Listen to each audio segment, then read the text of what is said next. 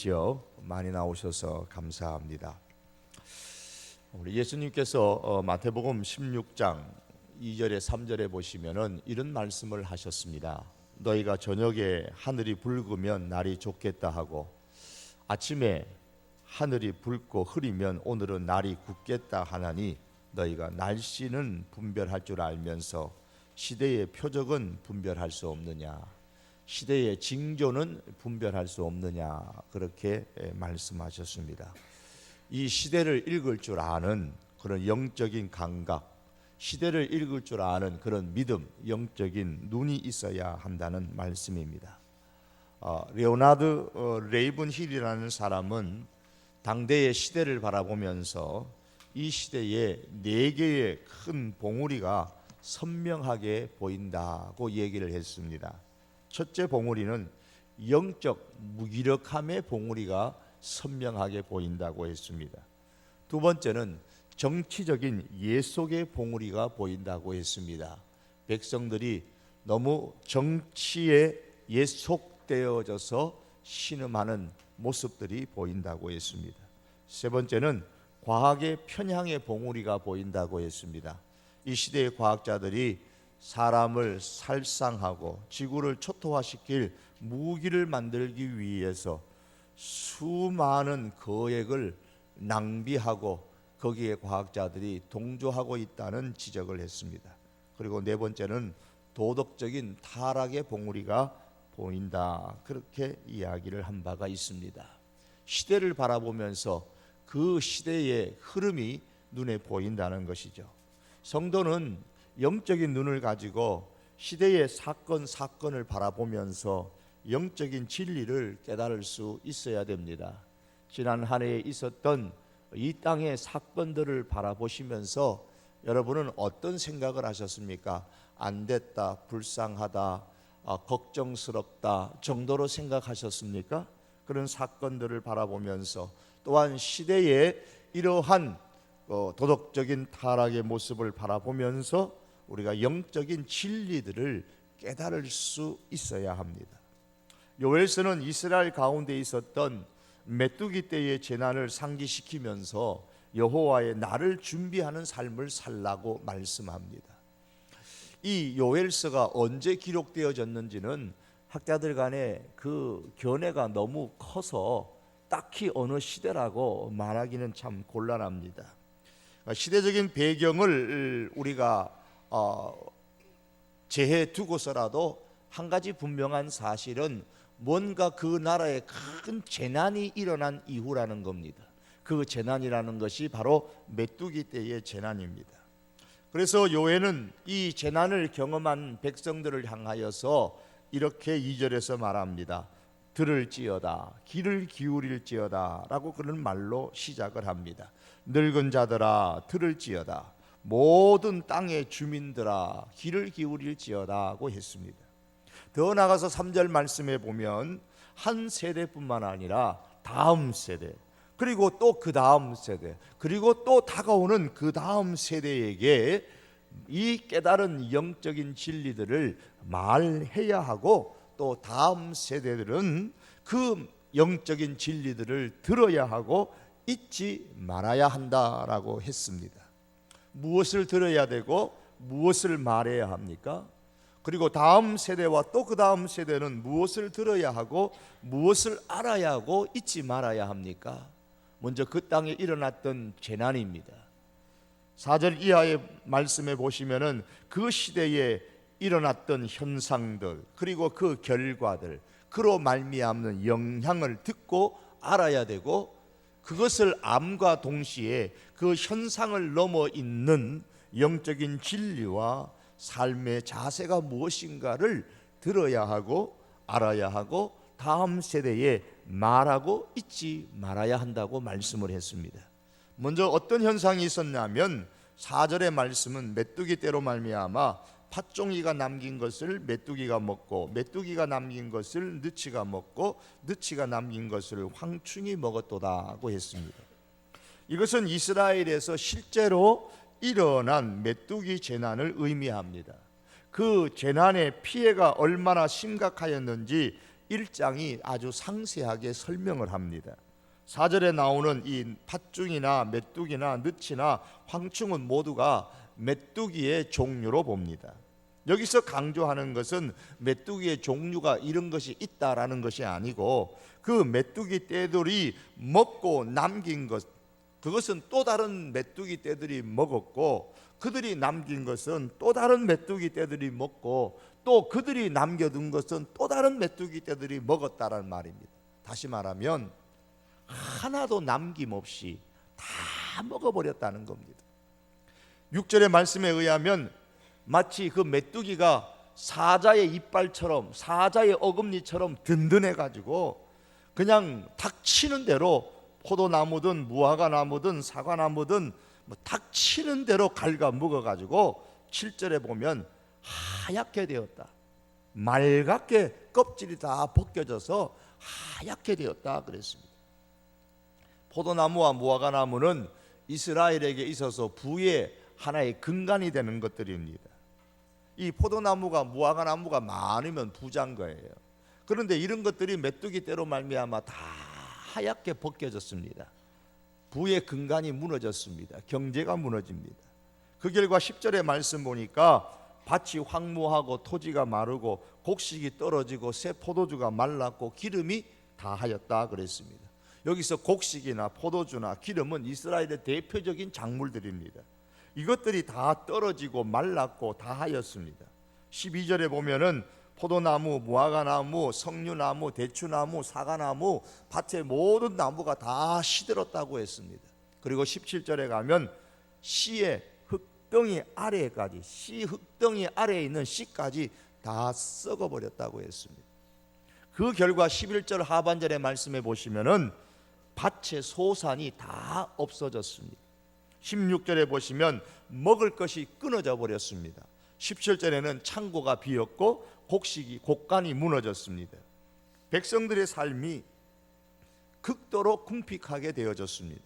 이로 인해 9절과 13절의 말씀 보면 하나님의 성전에 드릴 재물조차 없어요. 경제가 무너졌으니까 예배당에 나와서 성전에 나와서 드릴 게 없는 겁니다. 그러니까 드릴 게 없으니까 제사가 끊어져 버립니다. 이 영향으로 인해서 12절의 말씀에 뭐라고 말합니까? 사람의 즐거움이 다 말라버렸어요. 사람들의 얼굴에 즐거움이 없어요. 16절에 보면 성전에 와서조차도 기쁨이 다 끊어져 버렸습니다. 그리고 18절의 말씀 보면 먹을 것이 없어서 사람뿐만 아니라 가축들도 울부짖고 소떼가 소란을 피우고 양떼가 피곤해 지쳤다 이렇게 표현을 했습니다. 왜 이렇게 되었다고요? 메뚜기 떼의 재난 때문에 일어난 일입니다.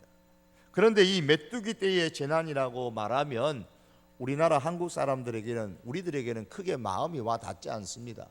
우리는 메뚜기 떼 재난 같은 정도는 아니니까요.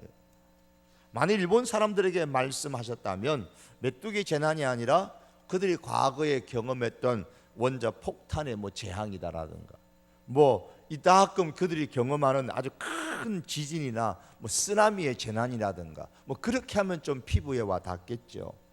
그럼 우리나라 사람들에게는 우리들에게는 어떻게 표현하면 가장 잘 각인될 수 있을까요? 우리나라 사람들은 메뚜기 떼가 몰려온다 하면 과거 들판에서 논에서 메뚜기 잡던 좋은 추억을 생각할지 모릅니다. 왜냐하면 메뚜기 떼의 그 피해의 엄청남을 우리는 경험하지 못했기 때문이죠. 혹은 메뚜기 떼가 몰려온다 그러면 과거를 생각하면 메뚜기 잡아먹던 시절 생각하고 보신하는 것만 생각하려는지 모르겠습니다. 오히려 이렇게 생각하는 사람들이 더 있겠죠. 우리나라 사람들에게는 아무래도 연세가 드신 분들한테는 6.25 전쟁 이런 6.25 전쟁과 같은 재난이다라고 말하면 좀 이 메뚜기 떼의 재난이 이스라엘 백성들에게 얼마나 심각한 것이었는가를 조금이나마 이해할 수가 있을 겁니다. 그런데 이 요엘 선지자는 이스라엘에게 일어났던 그 자연재해인 메뚜기 떼 재난을 보면서 야 힘들다, 우리나라 경제가 무너졌구나, 힘들구나, 어떡하지? 그것으로 끝나는 게 아니고 그 메뚜기 재난을 바라보면서 영적인 진리를 기억하고 살라고 말씀하고 있습니다. 15절의 말씀입니다. 슬프다 그날이여 여호와의 날이 가까웠나니 곧 멸망같이 전능자에게로부터 이르리로다. 그 메뚜기 재난의 엄청남을 바라보면서 여호와의 날이 가까웠다, 여호와의 날의 진리를 지금 선포하고 있습니다. 여호와의 날이 가까이 왔다.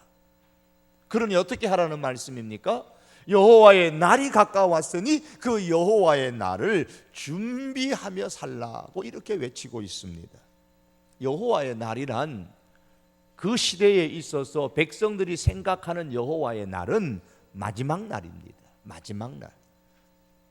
따라서 여호와의 날이 가까이 왔다고 말씀하시는 것은 오늘 우리들에게 말하면은 내 인생의 마지막이 가까이 왔다는 의식을 가지고 살라는 뜻입니다. 내 인생의 마지막이 가까이 왔다는 그 의식을 가지고 그 마지막 날이 오기 전에 준비하며 살라는 말씀입니다.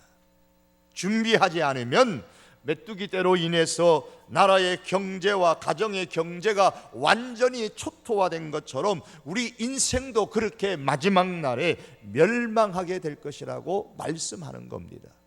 이 멸망을 경험하지 아니하려면 준비하며 살라고 말씀합니다. 제 부모님이 사시는 곳에 거의 가까이 가면 이제 국도를 타고 이렇게 갑니다.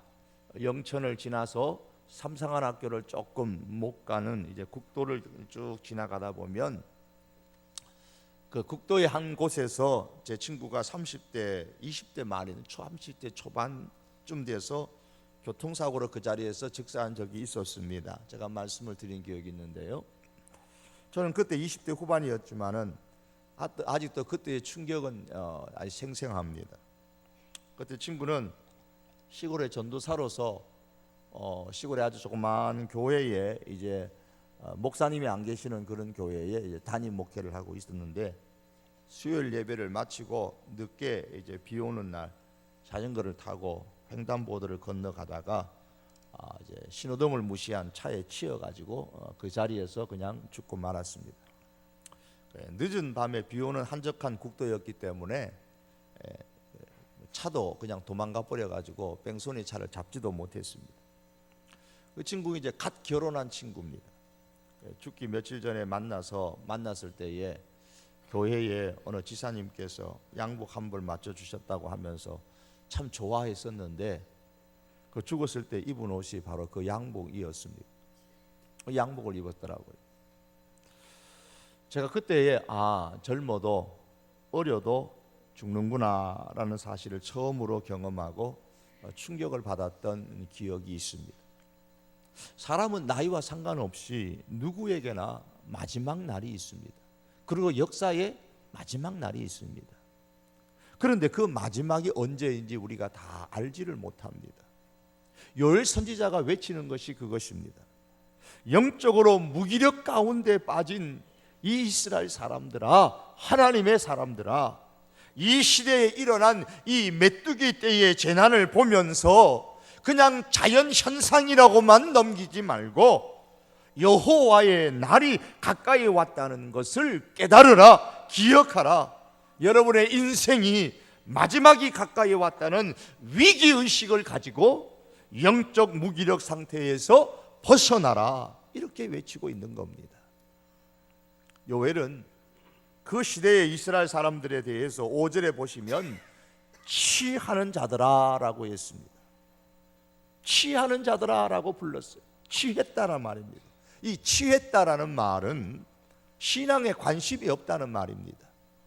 취해 사는 어떤 특정인들을 지칭하는 말이기도 하지만 이스라엘 백성들의 전체의 영적인 상태가 신앙에 관심이 없는, 그래서 영적인 무기력함 속에 빠져 있는 백성들아 라는 말입니다. 교회 밖의 사람들만 신앙에 관심이 없는 것은 아닙니다. 교회 안의 사람들일지라도 신앙에 관심이 없는 사람들이 있습니다. 요엘은 지금 이방인들을 향해서 취한 자들아 그렇게 말하는 게 아닙니다. 지금 이스라엘 사람들을 향하여서 취한 자들아 라고 부르고 있습니다. 즉 교회 안의 사람들도 얼마든지 취한 상태로 살 수 있다는 말이죠. 교회를 다니는 사람이라 할지라도 얼마든지 신앙에 무관심한 상태로 살 수 있다는 사실을 말씀하고 있습니다. 사람들에게는 크게 세 가지의 유혹이 있습니다. 우리를 취하게 하는 것들이죠. 첫째는 눈의 유혹이 있습니다. 세상은 사람의 눈을 유혹하기 위해서 가능한 한 더 화려한 색으로 포장을 합니다. 물론 상술로도 사용하고 있지만 세상 상태가 더 화려한 것으로 그렇게 사람들의 눈을 유혹합니다. 둘째는 귀의 유혹이 있습니다. 세상은 사람들의 귀를 유혹하기 위해서 가능한 더 세련된 소리로 다가옵니다. 아주 우리의 마음을 붙잡는 아주 세련된 소리로 우리에게 다가오죠. 또한 세 번째는 입의 유혹이 있습니다. 세상은 사람들의 입을 유혹하기 위해서 가능한 한 더 맛있는 것을 제공합니다. 그러므로 세상을 살면서 조심해야 할 것은 눈을 유혹하는 화려한 것과 귀를 유혹하는 세련된 것과 입을 유혹하는 맛있는 것들입니다. 맛있는 것만 쫓아가면 먹는 것도 그래요. 그게 건강에 좋지 않다고 하잖아요. 더 화려하고 더 세련되고 더 맛있는 것을 쫓아 살다 보면 그만큼 신앙이 무뎌져서 마침내 영적인 무기력함에 빠지게 됩니다. 그러다 보면 자기 인생의 마지막에 대한 준비도 없이 그 순간적인 감각과 순간적인 그 욕망에 사로잡힌 그런 삶을 살게 되는 겁니다. 오늘 본문이 말씀하는 그대로 하면 취해서 살아가는 것입니다. 그러면 결국에는 자기 몸을 망치고 마음은 혼미하게 되고 그리고 영혼은 잃어버리게 되는 겁니다. 사랑하는 성도 여러분, 세상의 화려한 것에 취하게 되면 여호와 하나님이 보이지 않아요. 세상의 세련된 것에 우리가 취해버리면 인생의 마지막을 알리는 여호와 하나님의 말씀의 소리가 들리지 않습니다. 세상의 단 것에 취해서 살아가게 되면 하나님의 말씀의 단맛을 알지를 못합니다. 그러므로 요엘 선지자는 5절에서 취하는 자들아 너희는 깨어 울지어다 라고 했습니다. 취한 상태에서 깨어서 울라고 했습니다. 5절에 보면 늙은 자들도 땅의 모든 주민들도 깨어 울지어다 라고 했습니다. 농부들도 부끄러워하면서 울라고 했고 11절에 보면 제사장들도 슬피 울라고 했고 11절에 또 뭐 하반절에 보면 포도원을 가꾸는 자들아 곡할지어다 그랬습니다. 울라 울라 울라 깨어 울으라 곡해라 라고 말씀합니다. 어느 정도로 울어야 됩니까? 우는데 정도가 어디 있겠습니까? 많은 8절의 말씀에 보니까 약혼한 남자가 죽었을 때에 우는 그 처녀처럼 그렇게 울라 그랬습니다. 너희는 처녀가 어렸을 때 약혼한 남자로 말미암아 굵은 배로 동이고 애곡함 같이 그렇게 할지어다 그렇게 울라고 말씀했습니다. 세상에 더 화려한 것, 더 세련된 것, 더 맛있는 것을 추구하면서 반면에 신앙에 관심이 없이 영적 무기력에 빠져서 자기 인생의 마지막에 대해서 전혀 준비하지 아니하고 살아온 삶에 대해서 울어라 회개하라는 말씀입니다.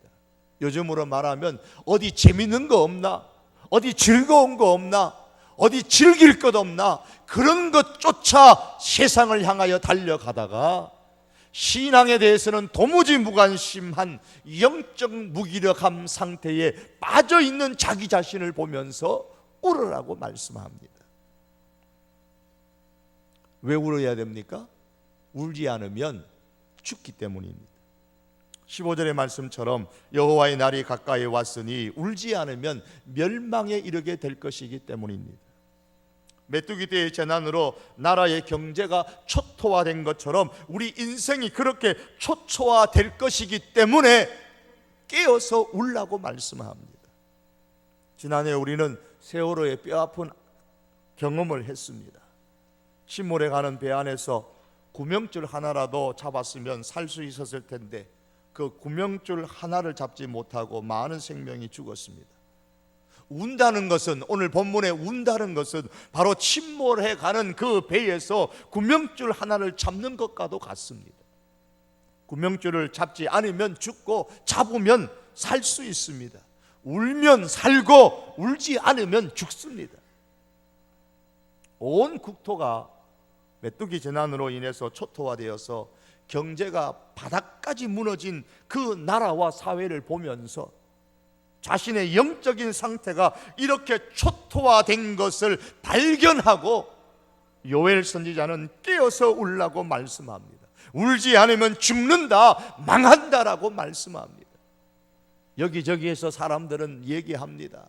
경제가 과거 IMF보다 더 어렵니? 경제가 참 힘드니? 이 자연적으로 일어나는 이 사회의 무너진 경제의 모습을 바라보면서 안타까워하고 때로는 슬퍼하고 한숨을 쉽니다.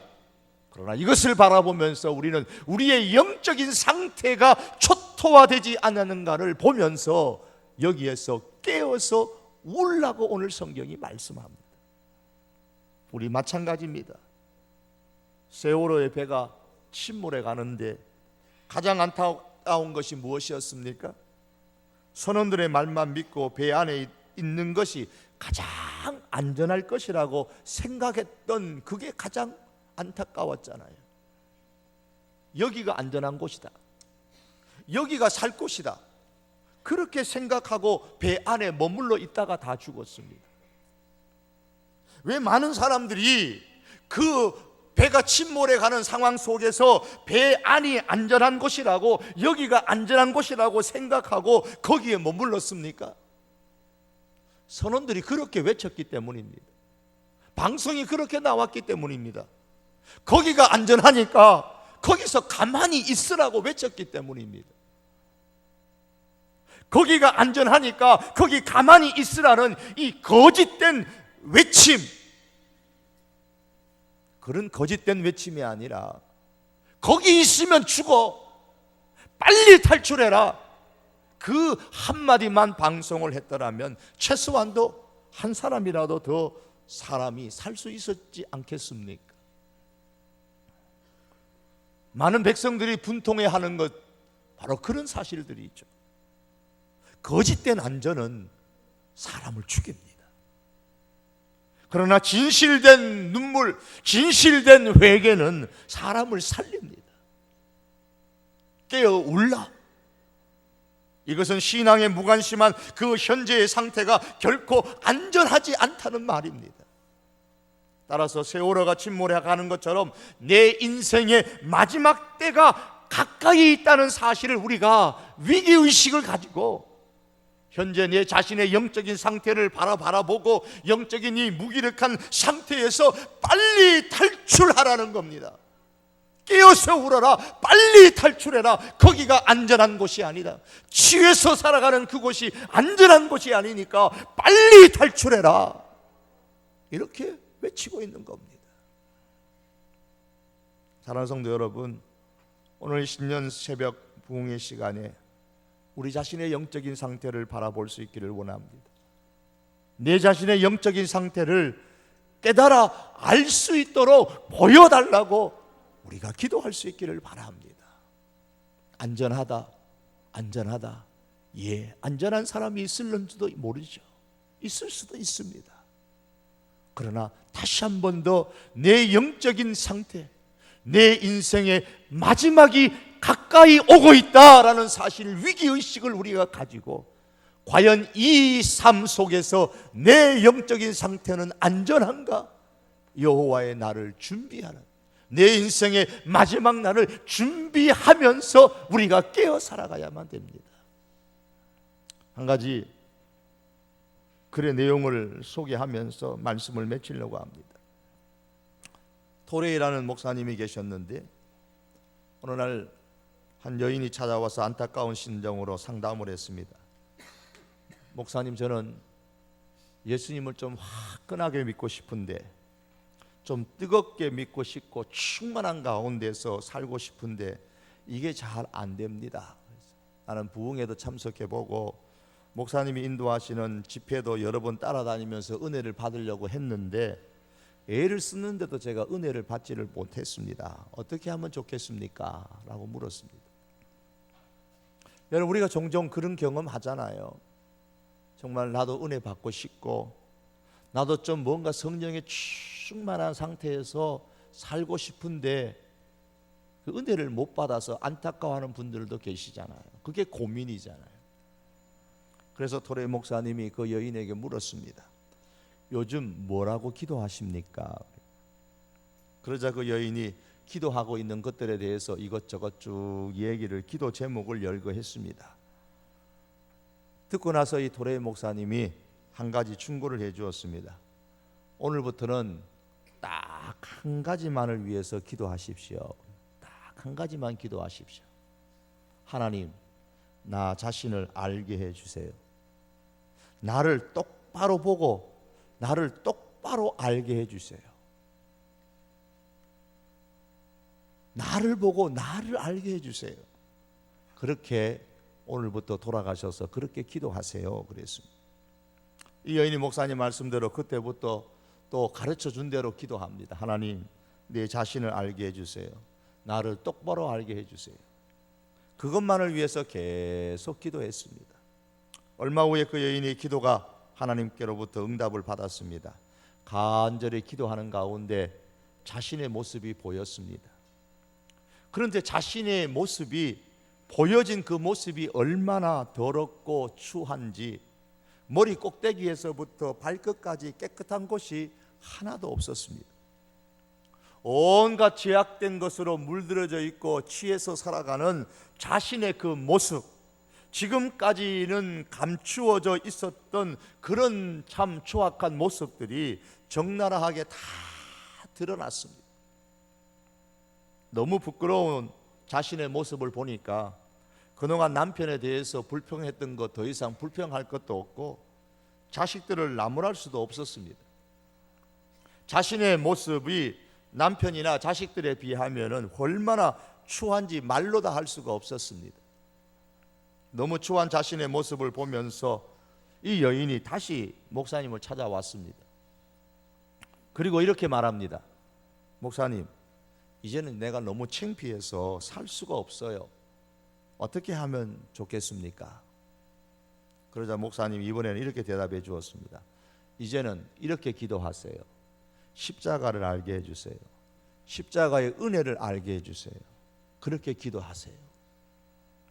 이 여인이 다시 돌아갔습니다. 그리고 목사님의 말씀대로 십자가를 알게 해달라고, 십자가의 은혜를 알게 해달라고 기도하기 시작했습니다. 그리고는 예수님께서 자기를 위해서 십자가 위에서 피 흘리시는 그 모습을 보게 됩니다.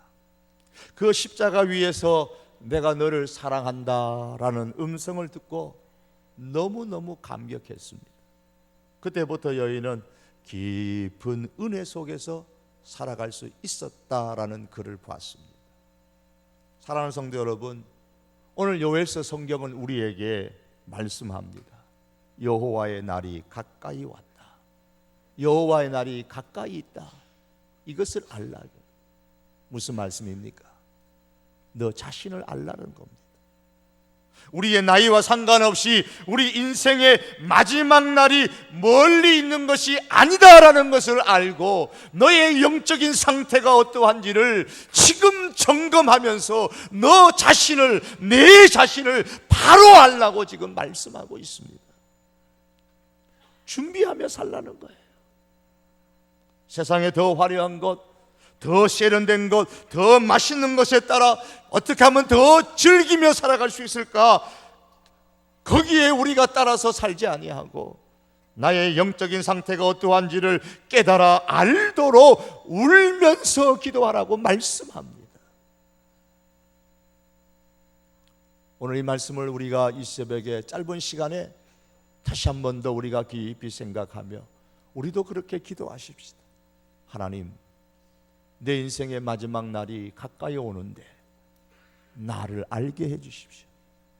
나의 영적인 상태를 바로 보고 알 수 있게 해주십시오.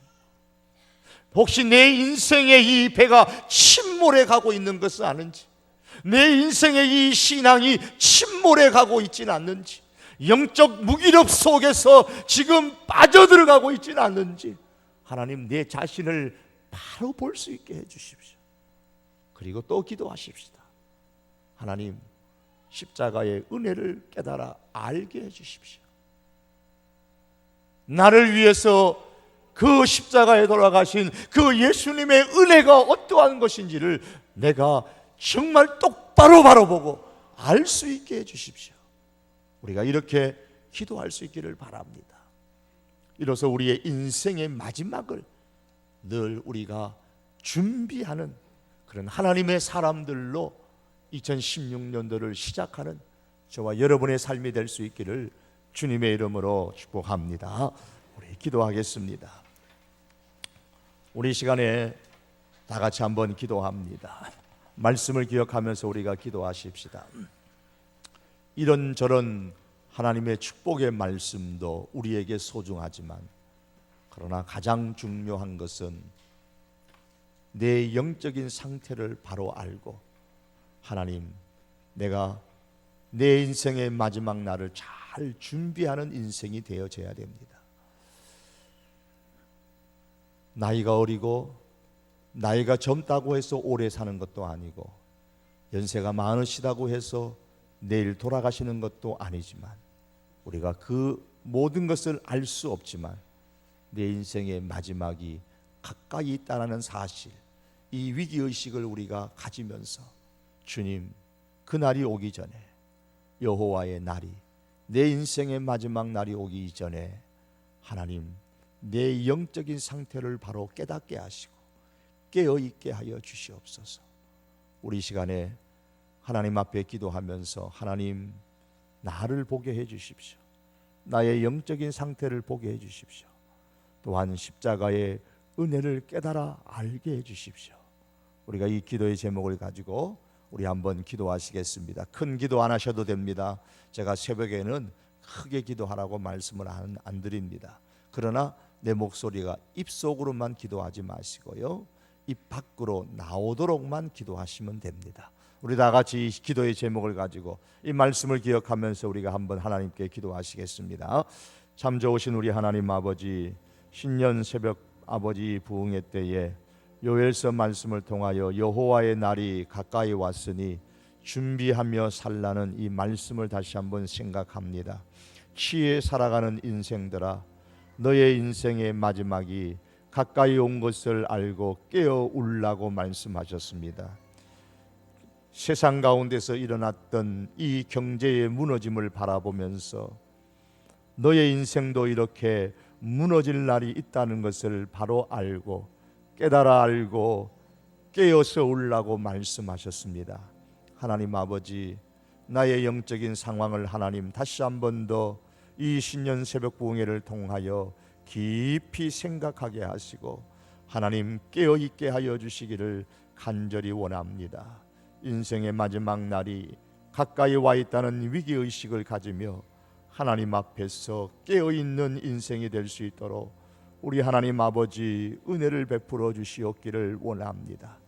이만하면 내가 신앙생활 잘 한다고 착각 속에 하나님 우리가 빠지지 않게 하여 주시고 주님 앞에 더 가까이 나아가며 주님 나를 알게 해 주십시오. 나의 이 영적인 상태를 보여주십시오. 나의 이 영적인 상태를 선명하게 알게 해주십시오. 하나님 아버지, 또한 그를 통하여 십자가의 은혜가 얼마나 큰지 십자가의 은혜를 알게 해주십시오. 십자가의 은혜를 알게 해주십시오. 우리 하나님 아버지 앞에 저희들이 기도하오니 주여, 우리들의 기도를 주님 기억하여 주시기를 간절히 원합니다. 하나님 아버지여, 내 인생의 마지막 날이 언제일지 알지 못하지만 그날이 가까이 온 위기의식을 가지고 살게 하시고 하나님 아버지여, 나의 영적인 상태가 늘 깨어있는 상태에 있도록 영적인 무기력함에 빠지지 않게 하시고 더욱 영적으로 일어나는 삶을 살아갈 수 있도록 아버지여, 십자가의 은혜를 알게 하여 주시기를 간절히 원하옵고 기도합니다. 오늘 이 새벽에도 올라온 하나님의 백성들을 주님 기억하여 주시옵소서. 주의 은혜를 베풀어 주시옵기를 간절히 바랍니다. 아버지여, 우리 가운데 임재하시고 은혜 주시고 역사해 주시옵소서. 오직 주님만 앙망합니다. 주님, 이 시대를 살아가면서 아버지 하나님, 어떻게 하면 좀 즐겁게 살까? 어떻게 하면 좀 즐기며 살까?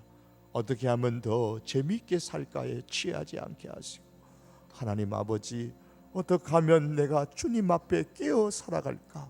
하나님, 이 고민 가운데 주님 앞에 가까이 나아가는 저희들의 인생이 되게 하여 주시옵소서. 오 하나님 아버지, 저희를 긍휼히 여겨주시고 나를 불쌍히 여겨주시옵소서. 내 자신을 보게 하여 주시옵시고 내 자신을 알게 하시고, 하나님 아버지여, 위기의식을 가지며 하나님 깨어있게 하여 주시옵소서. 은혜를 알게 하여 주시옵소서. 십자가를 바로 깨닫게 하여 주시옵소서. 십자가의 그 은혜를 알 수 있도록 주여 우리에게 다시 한번 역사하여 주시옵소서. 머리로 알지 않게 하시고 우리 가슴으로, 삶으로 하나님 아버지 십자가의 은혜를 알 수 있는 저희들 되도록 주님 은총 베풀어 주시옵소서. 우리 주님 간절히 원합니다. 아버지 하나님, 선줄로 생각하지 아니하고 아버지 하나님 늘 주님 앞에 가까이 나가는 저희들 되도록 주여 은혜를 베풀어 주시옵소서. 예수님의 이름으로 기도합니다. 아멘.